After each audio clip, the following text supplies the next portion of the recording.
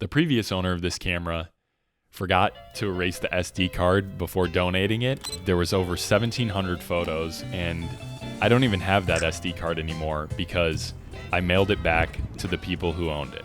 In this video, I'll tell the whole story of how I found the original owners. I will address Photo 22, and of course, I'll show you a lot of the photos. I mean, the photos are so crazy.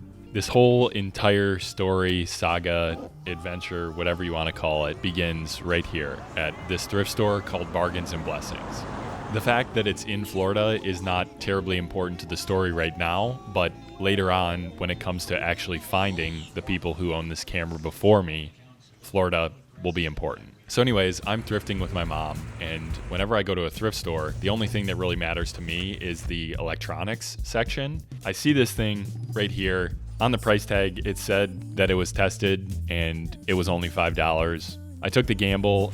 I really never would have thought that as I left that thrift store, the SD card would be the most interesting part about it, but boy, was I in for a surprise. I got back, charged up the batteries, and took one photo, took two photos, tried to take the third one, and the memory card said that it was full, which really surprised me because I had just bought the camera. And instead of actually using the camera, I start swiping through to see all of these photos. The last time this camera was used was in 2014. Their vacation was to Hawaii. No, it was not Hawaii. Australia. It was somewhere in the water. Australia. There's clearly a lot of great photos on this, but 1,700 is a lot, and I wanted to try the camera. So I offloaded it onto my laptop without actually looking at all of the photos they took. For the next few weeks, I used this $5 camera and really enjoyed it. It's called the Sony DSC TX30. The camera has a Carl Zeiss lens, shoots 18 megapixel photos, has a flash, takes videos, so pretty much checks all of the boxes for what would be a great digicam. But this video isn't really about this camera. Instead, it's about the SD card and the 1,700 forgotten photos that were left on it. And I honestly didn't think too much about this SD card until one day I was sitting here in my studio and I thought, remember how I bought this camera and there was those photos on that SD card? That'd probably make for an interesting short video.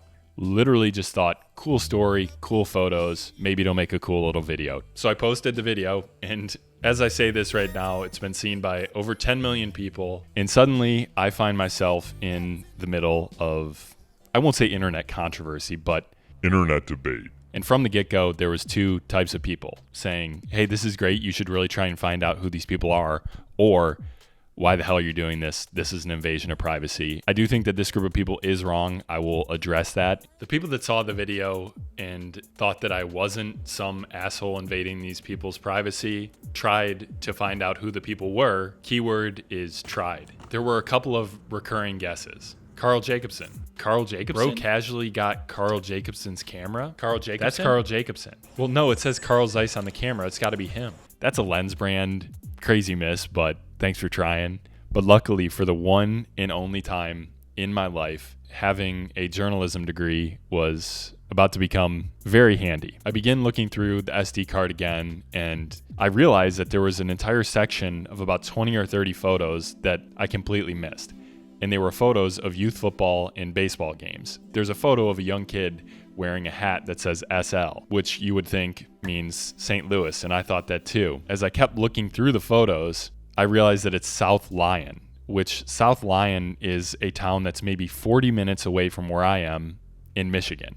Yet, as I said earlier, the thrift store that I bought this from was all the way down in Florida. Along with finding out that they lived in South Lyon, I was also able to see a group of potential last names from a football team picture. I do some searching. Turns out that Facebook has a lot of people's data, and maybe 20 to 30 minutes of searching on Facebook, and I was able to find these people. I think I just found them. I honestly thought it was going to be harder than that, but the SD card within the camera, I would love to send you the photos. It does feel like a weird message to both send and receive, but I will just send it and see what happens. Faith in humanity is restored. This is like a classic internet story, right? Then I get no response. So more time passes by, I start thinking to myself, like, okay, maybe this is an invasion of privacy. Maybe this person doesn't appreciate this. I shouldn't have done all this. I'm a bad person, whatever. But then I find the grandson on Instagram, and I'm like, you know what? I'll just reach out to him. And within 5 minutes of DMing him, he responds. Not only does he respond, it seems a little cliche to say this, but it made me so happy that they were so happy with this. Sure, if other people are upset, that's totally okay. But if the people who are actually involved with this love it, then that's great. I know it sounds dramatic to use the word lost or forgotten. It wasn't until later on that I found out that they actually did not have a copy of these photos, so I was truly giving them their pictures back. After sharing the photos on Google Drive, I decided to print some out and send a letter to them down in Florida, just thanking them and also including the actual SD card. So like any good mystery, all the questions start being answered. One of the first comments that I got on this video was something about Photo 22. And I remember that I was confused, thinking like, Photo 22, like what is this guy talking about? I don't even think I put 22 photos in the entire video. On this camera, you can do like a monthly calendar view to see the images that are on the SD card. In the middle of the screen, there's a photo that looks bad. It looks really bad. Relax, it's not that. I even got closure as to who Carl Jacobson was, because here's the Carl Jacobson lore. I made it up. I thought it would be funny to pretend I knew who it was, and Carl Jacobson was the name that came to mind. No idea why everyone else pretended to know Carl. Bro, that's hilarious. Anyways, the vast majority of people thought this was a great story. I mean, when I look back at it, it's like truly one of those like Good Morning America feel-good stories. But I did make one mistake. They received a letter and were really excited about it. And I got a DM from Kathy saying that, hey, I'm going to send you mail back. And I spent the next couple of weeks checking my mailbox to never receiving it. Damn.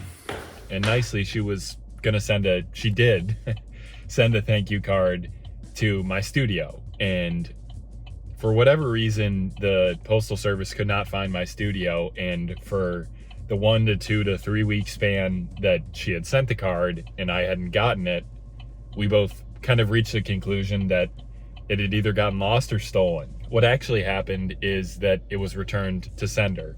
I send her what I believed to be the address of where I live, and turns out I sent it to my neighbors. I taped a note to their door saying like, hey, if you got this, let me know. If you didn't get it, let me know. Here's my phone number. Just please text me.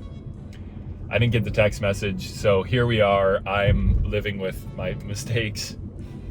Wish that I didn't do this, but I'm human. Unfortunately, I'm not an AI agent that's absolutely perfect. I'm just a fucking guy. So I still, right now, if you told me life on the line, tell me your home address, I don't think I could do it.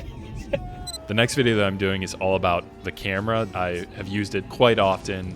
I took it with me to Yosemite, took it with me on the Detroit Half Marathon. It's a great camera. That video will be awesome. By the way, if I do at some point actually receive that letter, I'll include it in one of my next videos. Subscribe so you don't miss it. I am almost at 100,000 subscribers. Hey.